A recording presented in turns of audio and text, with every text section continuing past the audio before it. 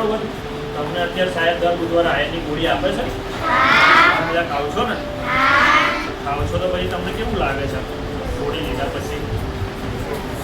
ભણવાનું યાદ રહેશે? શરીરમાં શક્તિ આવી જાય છે? આળસ આવે છે? નથી આવતી ને?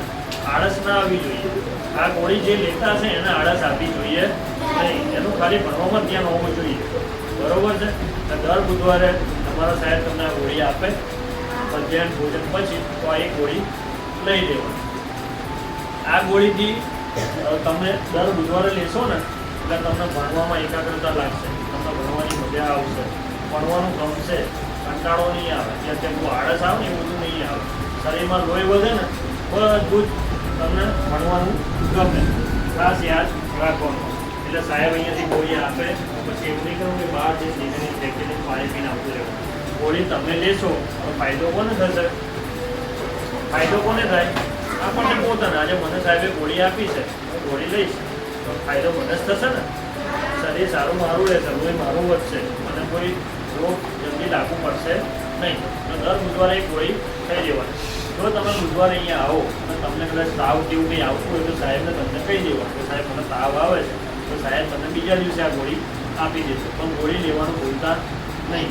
તમારા સાહેબ ગોળી થોડી વધી હોય તો મને ફોન કરી દેશે, સાહેબ ગોળી રહી છે મને પહોંચતી કરજો. એટલે તમારો સાહેબ તમારું એટલું ધ્યાન રાખે છે. હવે બીજી વાત એ કે અત્યારે આપણે કઈ સિઝન ચાલે છે? ચોમાસું ચાલે છે ને. મચ્છર કેટલા બહુ પડે છે? મચ્છરો કેમ પડે છે? એ વરસાદનું પાણી ભરાય એટલે આપણા ઘર આગળ જે આપણા છત ઉપર ટાયરો નાખેલા હોય કે કોઈ પણ ખુલ્લી વસ્તુ મૂકેલી હોય તો એની અંદર શું થાય? પાણી ભરાય. ભરેલું પાણી હોય ને એની અંદર મચ્છર ઈંડા મૂકે. એમાં ઈંડા મૂકે? પાણી ભરેલું હોય ને, પાણી જતું કે આવતું હોય એની અંદર ઈંડા મૂકે નહીં તો મચ્છરના ઈંડા જતા રહે, એના બચ્ચા બધા જતા રહે. એવું કંઈ કરે ખરા? ખાસ કરીને મચ્છર ઈંડા કેમ મૂકે? ચોખ્ખું પાણી હોય એટલે તમે પીપળું ભરેલું હોય કે ટાયરો મૂકેલા હોય કે પક્ષી કૂંજ હોય કે પક્ષી માટે પાણી ભરેલું મૂકતા હોય ને એની અંદર મચ્છર ઈંડા મૂકે. એટલે 10 થી 12 દિવસે મચ્છર તૈયાર થઈ જાય.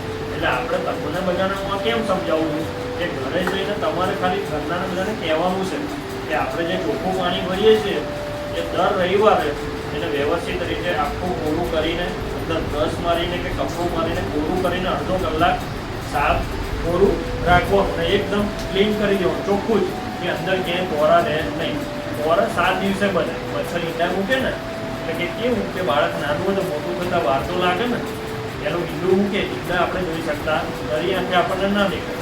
એટલે 7 દિવસે તમારે જે પાણી ભરેલું હોય ને કે ટાયરો ને એની અંદર ઈયળો જેવું દેખાતું હશે તમને, એને શું કહેવાય? મચ્છરના પોરા કહેવાય. એટલે જો તમે 7 દિવસે આટલું કરી દો તમારા ઘરનાને કહીને કે તમે જાતે પણ આટલું ધ્યાન રાખો કે કોઈ ટાયરો પડ્યા હોય એને ચોખ્ખા કરીને ક્યાંક વ્યવસ્થિત જગ્યાએ મૂકી દો જેથી કરીને પાણી અંદર ભરાય નહીં, તો અંદર મચ્છરના ઈંડા કે પોરા થાય નહીં. બધું પાણી ભરેલું હોય એટલે ઢાંકેલું રાખો. આવું બધું તમે ઘરે જઈને કહી શકો છો જેથી કરીને મચ્છરો ઓછા પેદા થાય અને ડેન્ગ્યુ, મલેરિયા, ચિકનગુનિયા જેવા રોગો તમને થાય નહીં કે આપણને આજુબાજુના લોકોને થાય નહીં.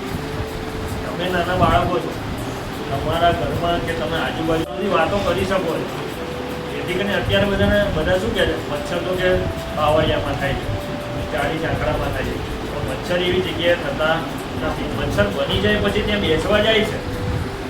મલેરિયાનો મચ્છર ક્યારે કરડે છે? રાત્રે જ કરડે છે.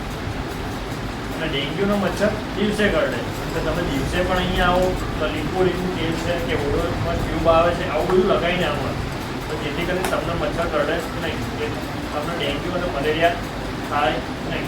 આટલું તમારે બધાને ધ્યાન રાખવાનું છે કે આજે જઈ તમારા ઘરમાં કે આજુબાજુના ઘરમાં ક્યાંય ટાયરો પડ્યા હોય કે પક્ષી માટે પાણી પીવડાવવાનું ભરાયેલું હોય તો એને શું કરાવવાનું? ખાલી કહેવાનું કે એના અઠવાડિયે પર બ્રશમાંથી સાફ કરી દો એટલે અંદર ચોખ્ખું થઈ જાય. તો પોરા હોય તો મરી જાય. દર રવિવાર તમે આટલું કરશો એટલે પોરા થશે ના થાય. પોરા ના થાય એટલે મચ્છર બને જ નહીં.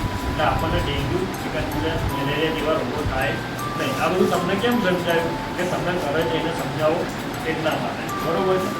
તમારા કોઈના શરીર ઉપર સફેદ કલરના ડાઘા હોય પાછળની સાઈડ એવું કોઈને કંઈ ખરું? કોઈને નથી ને?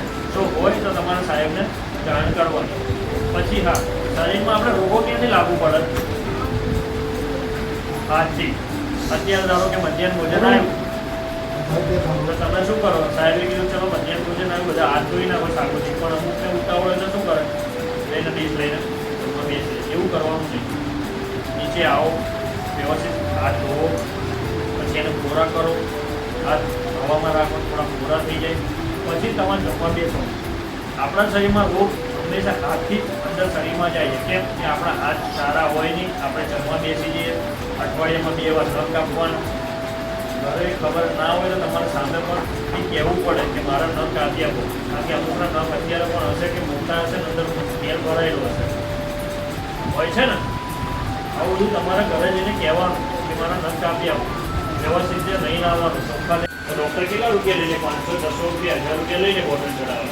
એની કરતાં ઘરે જઈને કહેવાનું કે મચ્છરદાની આપણે લાવી દઈએ, તો આપણે રાત્રે મચ્છરદાની સૂઈ જઈએ તો મચ્છર કરડે ના કરડે. ખાસ કરીને આ ધ્યાન રાખવાનું છે. બરોબર? જો મચ્છર દોરેલો છે, આ ટાયરો મૂકેલા છે, ટાયર પડ્યું હોય અંદર પાણી હોય તો પાણી ભરાઈ જાય તો મચ્છર કોરા મૂકે જ કરે. તમે ચોખ્ખું ના રાખો એટલા માટે. અથવા તો કોઈ કંટાનું કપડું હોય એને ભીનું એની ઉપર ઓઇલ નાખી આખું પલળી જવા દેવા અને કંટાનું કપડું ખાડામાં મૂકી દેવું. એટલે એની અંદર શું થશે? ઓઇલ નીકળ્યા કરશે.